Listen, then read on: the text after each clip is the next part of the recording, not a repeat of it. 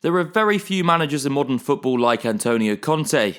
This Italian coach, who has been successful at clubs such as Juventus, Chelsea, Inter Milan and the Italian national team, is widely regarded as one of the finest managers of his generation, and his recent efforts at Tottenham highlight some of his principles and beliefs on how the beautiful game should be played. A serial winner with a strong temper and true determination, Conte embodies all the traits that made Italian football so successful over the years, and he's managed to translate this into his teams, both as a player and as a coach. But what is the story behind the man? What were the events that made him such a professional throughout his career? In this video, we're going to walk you through the life and career of Antonio Conte. Born in Lecce, Italy on July 31st of 1969, Antonio Conte has always showed a lot of promise and passion for football from an early age. The first team he ever played for was a youth side called Juventus, where funnily enough his own father, Cosimo Conte, was the head coach. According to Antonio himself in an interview with The Sun in 2016, his father only yelled at him during training sessions at Juventus because he was his son, which only highlights the football culture he grew up in, where he was constantly pushed to his limits and forced to demand more and more from himself. He was a really good student at school and always went to church with his family, instilling faith in him from a very early age. In fact, he was so well liked as a kid at church that priests let him play football on the church grounds.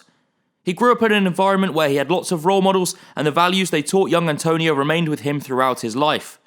In the same interview, he also mentioned he was sold from Juventus to the biggest club in the city, Lecce, for only 8 footballs when he was 13 years old. He would make his professional debut on April 6th of 1986 when he was 16 years old against Pisa in a 1-1 draw. During his 5 years and 82 games at Lecce, Conte would establish himself as one of the most important players in the squad and started to showcase his traits as an intense box-to-box midfielder that had no qualms about tackling and getting stuck in, proving that his strong character and temperament was always there from the beginning. It is also worth pointing out that during the early days of his playing career at Lecce, he suffered an injury in his tibia, which threatened to end his career. But he managed to surpass that and become one of the most interesting prospects in the league at a time where Italian football was at its absolute peak and Conte was facing some of the best players in the world. If there was one club Conte has been associated with throughout the years, it has certainly been Juventus. The Italian giants signed the 21-year-old Conte in 1991 and he started to play under the guidance of legendary manager Giovanni Trapattoni, with whom he enjoyed a very special relationship, as noted by an interview given to Sky Sports Italia in 2019. In the interview, Conte said, "Trapattoni left a great legacy. He's certainly one of the most important coaches in the history of Italian football. I was lucky enough to know him and learn from him. I still remember my first season in Turin. A bit difficult for me, but at the end of each training session, Trapp and his assistant Sergio Brio stopped to give me some technical, tactical repetitions. For a boy who had just arrived from Lecce, it was something fantastic.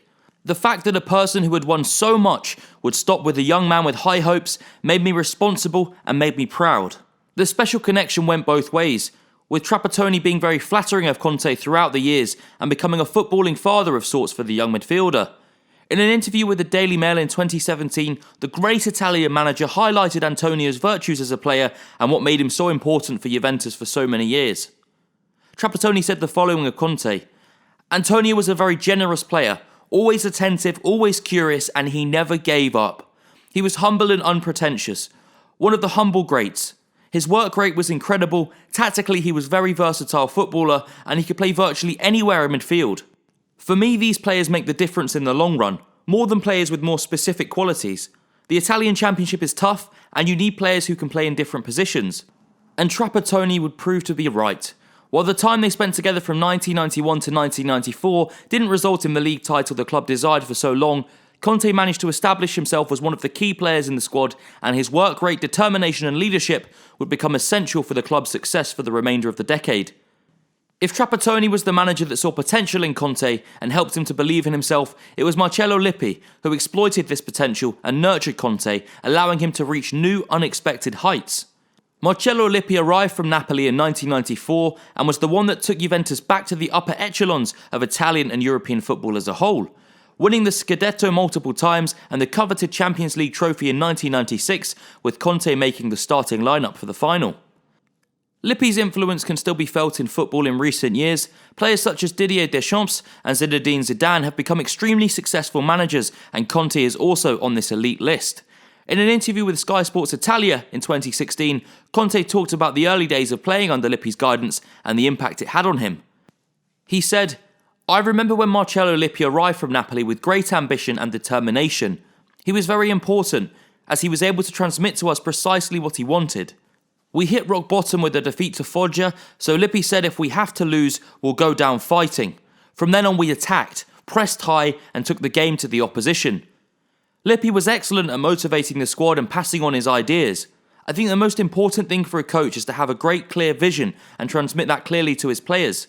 Lippi always had that, as well as a great ability to motivate us even when we played every 3 days. Lippi was also the one that put Conte in his first position of leadership. He made him the captain of Juventus in 1996, an honour he would keep until his retirement from professional football in 2004. In the same interview, Conte highlighted the importance of wearing the captain's armband, which highlighted how comfortable he felt being a leader, something that both Lippi and Trapattoni saw in him. Conte said the following about being captain of Juventus. "When you receive the armband, it's a moment that makes you take on responsibility. Not everyone wants responsibility.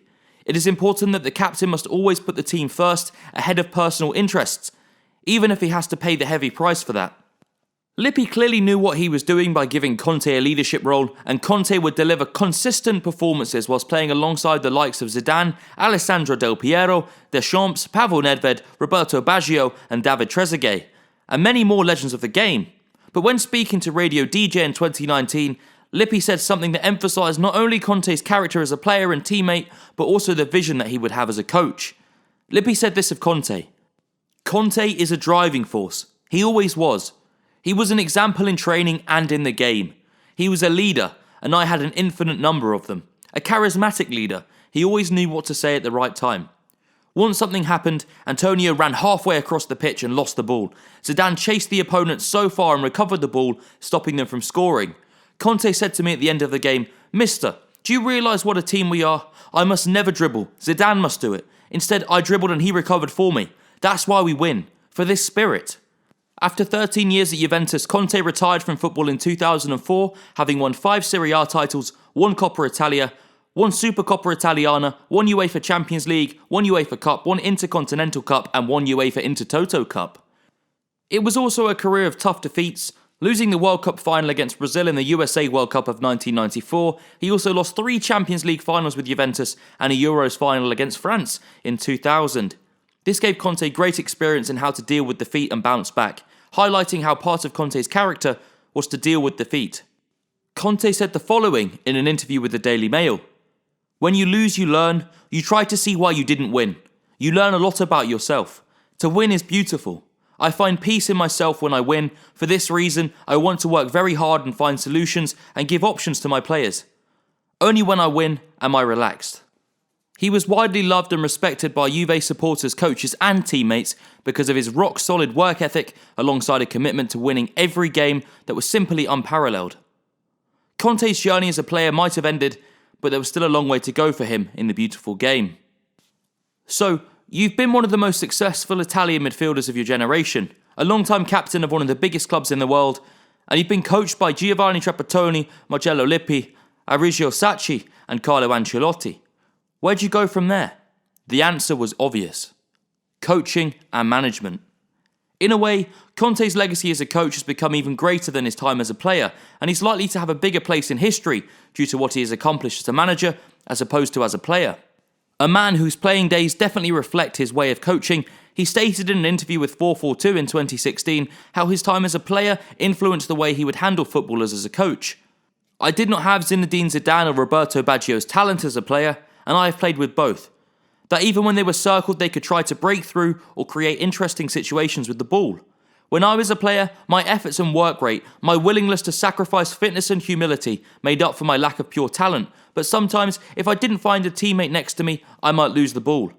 As a manager, my first thought from day one was that I wanted to find solutions for my players when the ball reached them, as I could not. If my players don't understand something, I force the player to ask me why we are doing such movement or working on certain tactics in training, both offensively or defensively. I always want my players to be fully understanding of the problem. I want them to understand why we are doing certain things and why those things are useful." Of course, a lot of Conte's career at the top level has been well documented. But what a lot of people don't know is the early days when Conte started out coaching smaller teams, where he took the time to learn his trade. Before he became the manager of Juventus, Conte's coaching career was fairly obscure and without much fanfare. It was during these stages where he managed to build up his experience and learn what worked and what didn't. Even though his early coaching career did not bring success, he was growing and developing into the world-class manager he eventually became. He started out the 2005-06 season as assistant coach to manager Luigi Di Canio in Siena, which gave him his first taste of what coaching actually involved. He had what could be considered a successful experience with Siena, with the team avoiding relegation in Serie A, which was a really good achievement considering the squad's limitations at the time.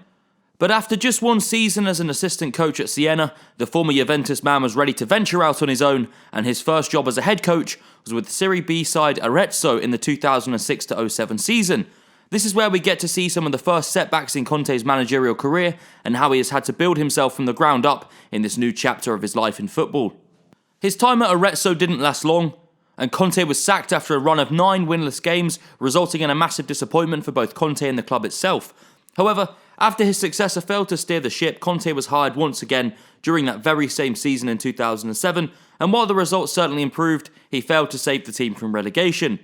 For such a serial winner, and someone so used to achieving at the highest level, this relegation was a huge cross to bear for Conte so early on in his career. He would get another opportunity at coaching when he took over Bari as a replacement for Giuseppe Materazzi in December of 2007-08, when he took over in the middle of the season. This was the last time Conte would take a job in the middle of a season until his recent Spurs appointment, and there was a very good reason for that. He likes to prepare teams extremely well, and his coaching style, which is very demanding on a physical level, requires a very vigorous pre-season where he can get across his points to his players in the best possible manner. Speaking to Gazzetta in 2014, Giovanni Trapattoni had an interesting assessment of Conte's best qualities as a coach. He said, "The attention to detail that allows you to win and avoid defeats. Tactically, Conte had presented himself with a 4-2-4 that was difficult to implement in practice. The important thing is that he's corrected himself. I also suggested to younger coaches, when you join a new team you often make the mistake of answering before you know the product. Mistake that helps you journalists. But Antonio has shown to be flexible, to know how to change and adapt." This capacity to adapt was certainly on display during his time at Bari. The team was struggling a lot when he arrived, fighting against the threat of relegation, but the man from Lecce managed to provide balance for the team and they ended up finishing mid-table, which was a considerable improvement. With Conte's first season with the club, he took them back to Serie A, winning the league with 80 points in 42 games in the 2008-09 season and subsequently winning the first trophy of his managerial career. However, this period of Conte's career was filled with ups and downs, and after gaining promotion to Italy's top division with Bari, he decided to depart and accepted an offer to become Atalanta's manager for the 2009-10 season. The Bergamo side was a far cry from the UEFA Champions League regulars that they had been in recent years, and Conte certainly struggled in his first season in Serie A, to the point that the Tifosi, the Atalanta extremist supporters, were protesting and confronting the club at multiple times. After a run of 14 games without a single win, the club lost in January of 2010 against Napoli, and Conte had to exit the stadium with police protection because the Atalanta supporters were trying to attack him. In typical Conte fashion, he had no qualms in confronting the supporters. He resigned the day after that game, leaving the team in 19th position. He would take the rest of the season off and would eventually go back to where everything started, Siena. Now as a manager with a myriad of experience and some success and failure under his belt, Conte took over Siena during the 2010-11 Serie B campaign and managed to take them to Serie A at the first attempt. However, he failed to win the league this time around, finishing as runners-up to, ironically enough, Atalanta. Still, Conte made a very good impression, making 77 points in 42 games and taking the club to the top flight division after merely 1 year since their relegation. When it came to the second division of Italian football, Conte had proven his worth time and time again, but there were justifiable question marks about his quality to deliver goods in Serie A. All of that made it even more surprising when Juventus announced in May of 2011 that Antonio Conte was going to be their new manager for the 2011-12 season. While there was logical excitement on the supporters' part seeing a fan favourite coaching Juve, his lack of experience in the top level was a concern. But despite all that, Siena posed no complications, and the president Massimo Mezzaroma had this to say at the time: "If Conte decides to leave, it will be stupid and wrong to try and stop him. Juventus is not just a football club for Conte, it is much more. We have talked about such a possible move, but at the moment, he still has a contract with us." So, after years of proving himself in the lower echelons of Italian football, Conte was coming home and had the biggest challenge of his career: to take the old lady back to her prime. For those of you that perhaps were not following Serie A at the time, Juventus was going through some dark hours.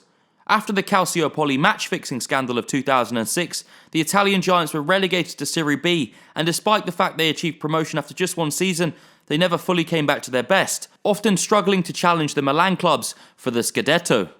So in 2011, now with a brand new Juventus stadium opening its doors, the club needed something different, and the board bet on Conte, who was still yet to prove himself at that level, but as soon as he arrived, things began to change in incredible fashion.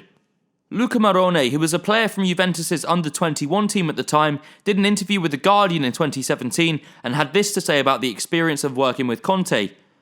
It's as if it suddenly dawns on you that by following him you can go places. He's the toughest coach you could imagine, someone who demands everything of his players, his staff, the doctors, the physios, everyone at the club has to give 100%. It takes time to accept the sheer amount of work he is asking of you. Everything he does in preparation or tactical organisation is done with a maniacal precision and attention to detail. It can be overwhelming at first, but then you realise by buying into it, you can win things. You follow. He's a perfectionist, the best there is. The number one. Conte proved his doubters wrong in his first season at Juve, winning the Scudetto for the first time since the 2002-03 season, which, funnily enough, was when Conte was the club's captain. Much like the great Juventus teams of Conte's playing days, this squad was physically imposing, dynamic, and with a sheer will to win that had been lacking in previous years. Signings like Arturo Vidal and Andrea Pirlo revitalised the midfield, adding much-needed grit and technique to the squad. While the now famous back three popularised in football once again by Conte was the team's bedrock because of the amazing performances by Giorgio Chiellini, Leonardo Bonucci and new signing Andrea Barzagli. This trophy brought Juventus back to the top of Italian football, and while they never made the same impact in Europe, they managed to win 2 more Serie A titles in the next 2 seasons, displaying the kind of dominating, physical and determined football that Conte had become known for. Players like Bonucci, Paul Pogba and Vidal had become star performers under his tutelage, while others like Chiellini, Gianluigi Buffon, Barzagli, Carlos Tevez and many more found a new lease of life under his reign, cementing one of the greatest dynasties of Italian football. What was his secret to raising a legendary club from the dead in just one season? In that same interview with The Guardian in 2017, his assistant at Juve, Massimo Carrera, had his take on the matter. He has this infectious energy, which helps bring out the best in any player. Some might be a little unhappy to start with because they have to work so hard. His training methods are so demanding, so intense, but when they understand all this effort brings rewards, those are the same players who ask if they can train even harder. Antonio is the best in the world because when his players take to the pitch, they know everything about their opponents, absolutely everything. Every little weakness or strength down to the tiniest detail. This obsessive attention to detail is his greatest weapon. I remember we'd spend weeks and weeks preparing for games. With him, a player has absolute certainty. He knows his opponents, their weak points, where to attack them, what to look for. On the pitch, they only have to play. They will never, ever be taken by surprise. Conte surprised the world of Italian football with his resignation as Juventus coach in July of 2014 due to differences with the board when it came to signings. After Cesare Prandelli was sacked as Italy's national coach, Conte took over in August of that same year with a very clear goal: to bring the Italian national team back to the top. The Italian team that he took over had widely been regarded as the poorest in over 50 years by supporters, so Conte's time in charge had been viewed as a massive success as he managed to take the teams to the quarter-finals of Euro 2016, beating their number 1 in the FIFA rankings, Belgium, in a 2-0 win. Italy also had a win in the round of 16 against then reigning champion Spain, with the Italians finishing them off in great fashion. Conte, despite not having enough time to work with his players due to the nature of international football, was capable of maximising the performances of players that have been heavily criticised, such as midfielder Emanuele Giaccherini, Marco Parolo, or the strike partnership of Adair and Graziano Pella. Losing to World Cup champions Germany on penalties in the quarter-finals was a hard pill to swallow, but Conte was hailed for getting so much out of these players, and yet he wasn't happy. He missed the daily routine of coaching a football team, and he went back to that in 2016-17, this time trying his luck outside of Italy for the first time in his career, both as a player and manager. It was announced before the end of the 2015-16 season that Conte was going to take over as Chelsea manager, and there was a feeling of trepidation between the two parties. Chelsea had had an abysmal season, finishing 10th in the league after winning the competition in the previous year, and there were question marks about Conte coaching in a league and in a country he had no previous experience in. The first couple of games had positive results, but the setup, a 4-3-3, was a major difference from Conte's traditional back three, and the performances were not very positive either. And after a 3-0 defeat against Arsenal, a very visually upset Conte said that things had to change. And they did. After losing against the Gunners, the Italian manager switched to a 3-4-3 and the performances and results began to improve. Chelsea quickly became the best team of the league and won the competition with ease, amassing a grand total of 93 points in 38 games. All of this in a league where Conte was up against elite managers, including the likes of Jose Mourinho, Jurgen Klopp, Pep Guardiola, Arsene Wenger and Maurizio Pochettino. Victor Moses' resurrection as a right wing-back, Marcos Alonso and David Luiz enjoying some of the best football of their careers, Diego Costa and Eden Hazard going back to their best after lacklustre seasons, all of this paired with a deep video analysis of their training sessions, which resulted in a league title win against all odds, could be viewed as Conte's greatest achievement as a manager so far in his career. Legendary Argentinian striker Hernan Crespo, who played for Chelsea in the mid-2000s, had this to say to The Guardian in 2017 about Conte's achievements at the club. Impressing his vision on big-name players in the Premier League was a challenge, but he struggled at first. But he eventually found a middle ground. Conte made the defensive group more solid, then organised his midfield. The platform allowed his offensive players, Hazard and Pedro, more freedom to express their talent.